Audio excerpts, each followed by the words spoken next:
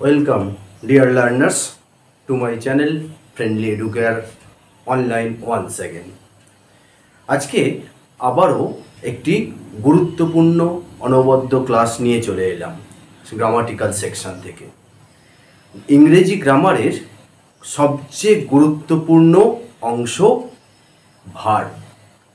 যে ভার্বকে আমরা অনেকেই বলে থাকি মাদার অফ ইংলিশ গ্রামার, আবার কেউ কেউ মাদার অফ ল্যাঙ্গুয়েজও বলে থাকে। এই ভার্ব ছাড়া বাক্যের বা সেন্টেন্সের কোনো অস্তিত্ব নেই। যেমন মা ছাড়া আমাদের কোনো অস্তিত্ব নেই, ঠিক সেই রকমই এই ভার্ব ছাড়া কোনো বাক্যের অস্তিত্ব নেই। বাক্যে অন্যান্য পার্টস অফ স্পিচ যেমন নাউন, প্রোনাউন, অ্যাডজেক্টিভ, অ্যাডভার্ব এরকম পার্টস অফ স্পিচ কোনো বাক্যে হয়তো নাও থাকতে পারে, কিন্তু ভার্বলেস সেন্টেন্স বা বাক্য কিন্তু কখনোই সম্ভব নয়। এই ভার্ব নিয়ে কিন্তু আমাদের মধ্যে অনেকেরই ধারণা স্পষ্ট নয়, কিন্তু এটা খুবই গুরুত্বপূর্ণ একটি অংশ। এটা ছাড়া গ্রামার একেবারে অসম্ভব, অসম্পূর্ণ, আর বাক্য তৈরি তো একেবারেই অসম্ভব।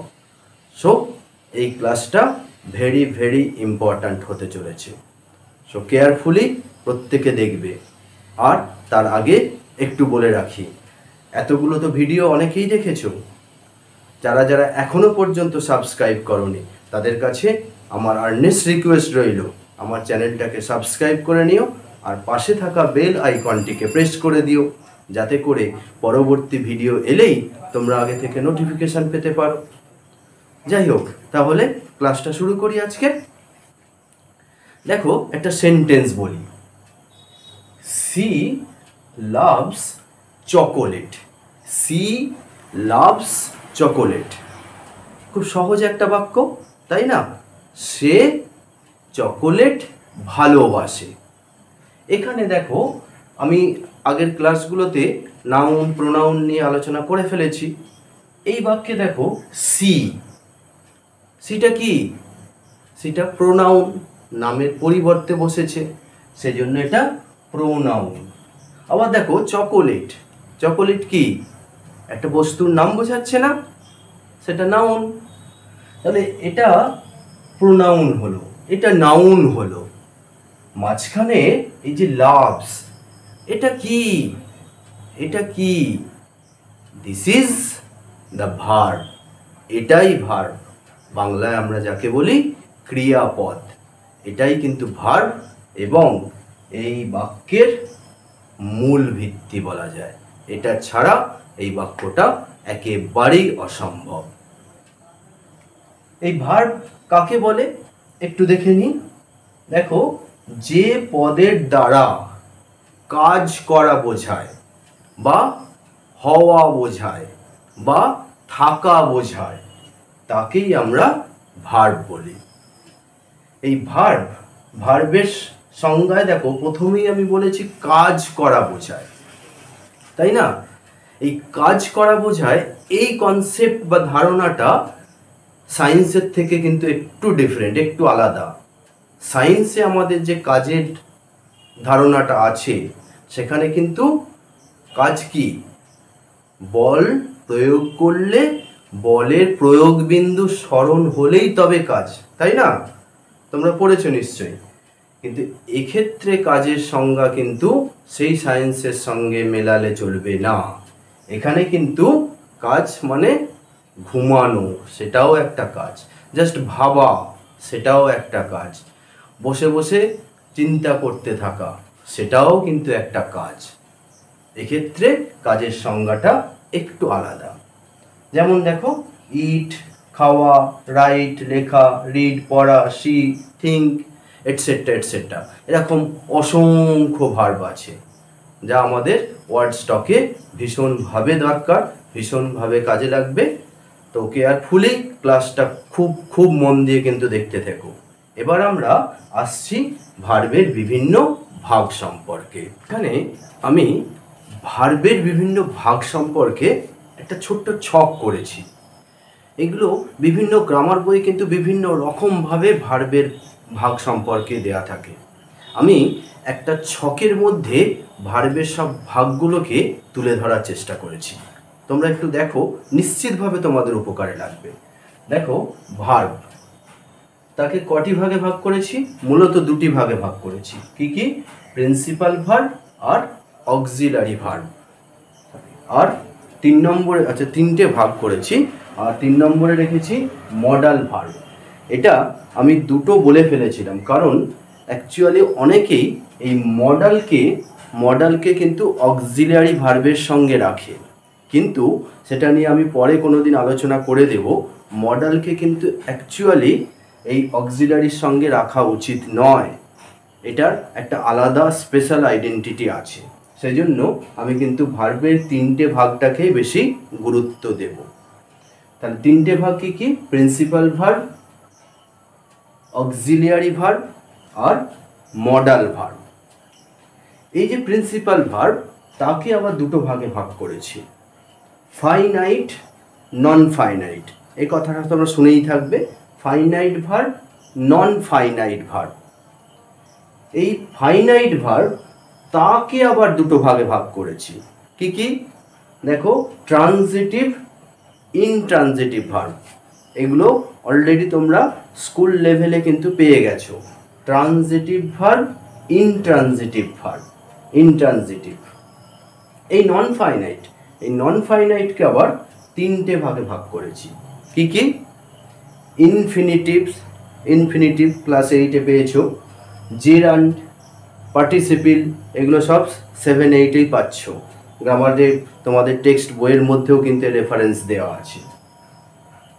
এই যে ভাগগুলো আমি করেছি, এই ভাগগুলো ছাড়াও আরও কিন্তু কিছু ভাগ আছে, সেগুলোকে আমি এইগুলোকে আগে একটু ডিটেলসে তোমাদের বলে দিই, তারপর সেই ভাগগুলো সম্পর্কে আমি আলোচনা করব। এই যে প্রিন্সিপাল ভার্ব, কাকে বলে প্রিন্সিপাল ভার্ব? প্রিন্সিপাল মানে মেন, প্রধান। তাহলে কোনো প্রতিষ্ঠানের প্রধান কে? প্রিন্সিপাল বা হেডমাস্টার ধরো। সেই রকম মেন ভার্বটা কি?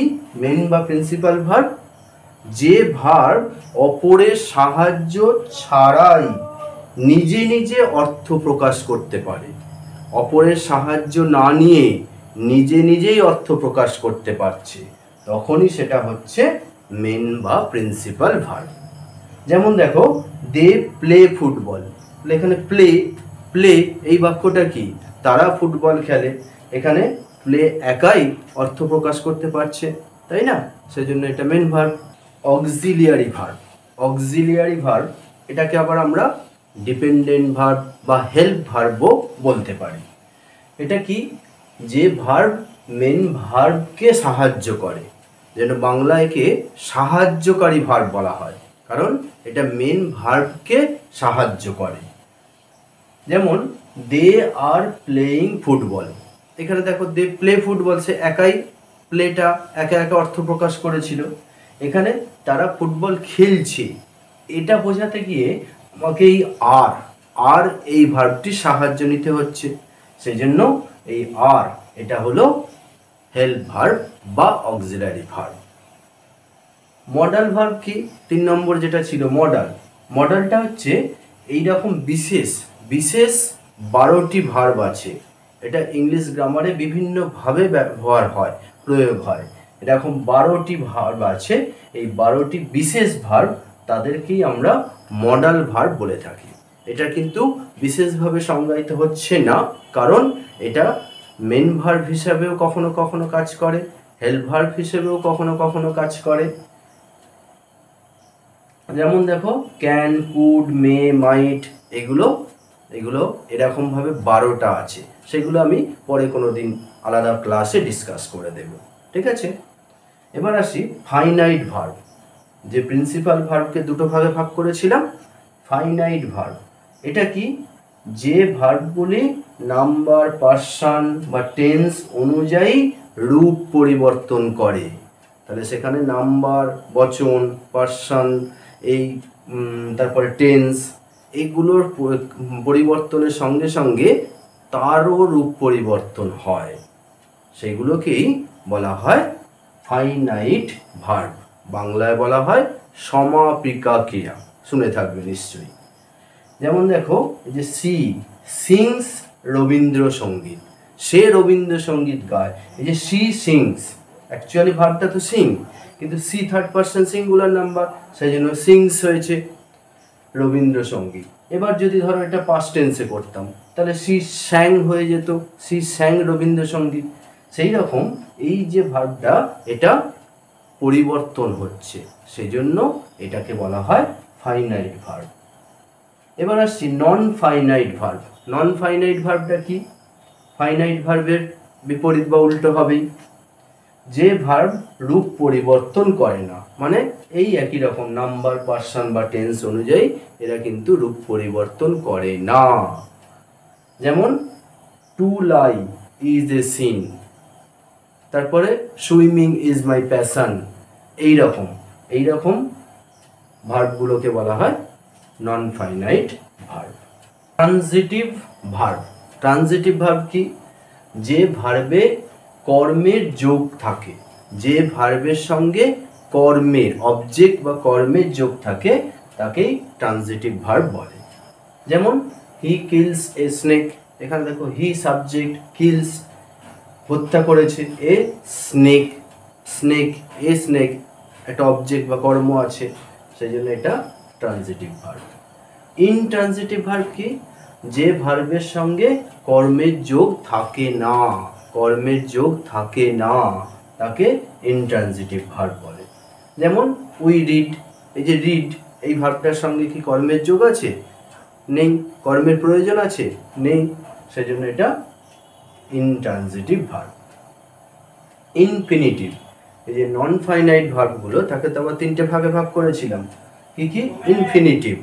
ইনফিনিটিভটা কি? টু যুক্ত ভার্ব, টু যুক্ত ভার্বকে ইনফিনিটিভ বলা হয়।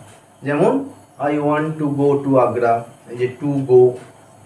আবার দেখো জিরান, যে ভার্ব নাউন হিসাবে কাজ করে, সেটা ভার্ব কিন্তু কখনো কখনো নাউন হিসাবে কাজ করে, তাকেই বলা হয় জিরান্ড, যেটাকে আমরা ভার্বাল নাউনও কখনো কখনো বলে থাকি। এই যে গার্ডেনিং ইজ মাই হবি, এখানে গার্ডেনিং, এই যে গার্ডেন মানে বাগান করা, আইএনজি দিয়ে সেটা গার্ডেনিং নাউন হিসেবে কাজ করছে। আবার দেখো পার্টিসিপেল কি? এই ভার্বের সঙ্গে সাফিক্স যুক্ত হয়ে কখনো কখনো সেটা অ্যাডজেক্টিভের মতো কাজ করে, কখনো আবার সেটা টেন্সের বিভিন্ন রূপ দেখায় বা ব্যবহার করা হয়। যেমন দেখো don't board A running bus, কেমন বাস? Running bus. তাহলে রান ভার্ব, তার সঙ্গে দেখো আইএনজি যোগ হয়ে সেটা অ্যাডজেক্টিভের মতো কাজ করছে, রানিং। তাহলে এটা পার্টিসিপেল। এই যে ভাগগুলো করলাম এতক্ষণ, দেখো এই ভাগগুলো ছাড়াও কিন্তু ভার্বকে আরও কিছু ভাগে ভাগ করা যায়। যেমন দেখো বি ভার্ব, এটা হচ্ছে তিন ভাগে, মানে এটা একটা বিশেষ দিক বিচার করে এই তিন ভাগে আমরা ভাগ করি। সেটা কি? বি ভার্ব বলে থাকি। দেখবে এই টার্মগুলো কিন্তু জানা ভীষণ জরুরি। বিভিন্ন জায়গায় বিভিন্ন গ্রামারে কোশ্চেন্সও হয় যে বি ভার্ব দিয়ে শূন্যস্থান পূরণ করো, হ্যাভ ভার্ব দিয়ে শূন্যস্থান পূরণ করো, সেক্ষেত্রে কিন্তু এইগুলো ভীষণ দরকারি। তাহলে বি ভার্ব কোনগুলো? এই যে am, is, are, was, were, being, এগুলো সব বি ভার্ব। ডু ভার্ব কোনগুলো? ডু, ডাজ, ডিড, ডান, এগুলো সব ডু ভার্ব, যার সঙ্গে ডু এর সংযোগ আছে। হ্যাভ ভার্ব কোনগুলো? এই যে হ্যাভ এর সংযোগ আছে, হ্যাভ, হ্যাজ, হ্যাড, এগুলোকে বলা হয় হ্যাভ ভার্ব। ঠিক আছে, এগুলো কিন্তু খুব গুরুত্ব সহকারে মনে রাখতে হবে। আরও একটা বিশেষ দিক বিচার করে ভার্বকে আবার আমরা দুটো ভাগে ভাগ করে থাকি। কি সেই দুটো ভাগ? রেগুলার ভার্ব আর ইরেগুলার ভার্ব। এই রেগুলার ভার্ব বা ইরেগুলার ভার্ব এগুলোকেই আবার কেউ কেউ একটু ডিপলি গিয়ে স্ট্রং ভার্ব বা উইক ভার্বও কিন্তু বলে থাকে, সেটাও তোমরা শুনে থাকতে পারো। এগুলো same, regular, irregular, strong, weak. বলছে যে ভার্বগুলোর পাস্ট ফর্ম ডি এবং ইডি যোগ করে হয়, ডি প্রেজেন্ট ফর্মের সঙ্গে বা বেস ফর্মের সঙ্গে ডি অথবা ইডি যোগ করে যখন পাস্ট ফর্ম হচ্ছে তখন তাকে বলা হচ্ছে রেগুলার ভার্ব। আর ইরেগুলার ভার্বটা কি? সেখানে ডি বা ইডির পরিবর্তে সেখানে পাস্ট ফর্মটা একেবারে অন্য রূপে হচ্ছে, একেবারে অন্য রূপ নিচ্ছে, সেক্ষেত্রে তাকে বলা হয় ইরেগুলার ভার্ব। যেমন দেখো কাম, সেটা কেম হয়ে গেল, কাম ছিল কেম হয়ে গেল। সি, স একেবারে অন্য রূপে হচ্ছে, এগুলো ইরেগুলার ভার্ব। তাহলে আজকে কিন্তু আমরা এই ক্লাসটায় ভার্ব, যেটা অল ইম্পর্ট্যান্ট গ্রামাটিক্যাল পার্ট এবং যাকে আমরা বলি মাদার অফ ইংলিশ ল্যাঙ্গুয়েজ, সে সম্পর্কে ডিটেলসে আলোচনা করলাম। আশা করি তোমাদের এই ক্লাসটা ভীষণভাবে হেল্পফুল হয়েছে বা হবে। সো যারা যারা এখনও কিন্তু সাবস্ক্রাইব করোনি তাদের কাছে আমার আবেদন রইল, তোমাদের যদি মনে হয় আমার ক্লাসটা তোমাদের জন্য হেল্পফুল তাহলে অবশ্যই সাবস্ক্রাইব করে নিও, লাইক করো, কমেন্ট করো আর বন্ধুদের সঙ্গে বেশি বেশি করে শেয়ার করো। ওকে।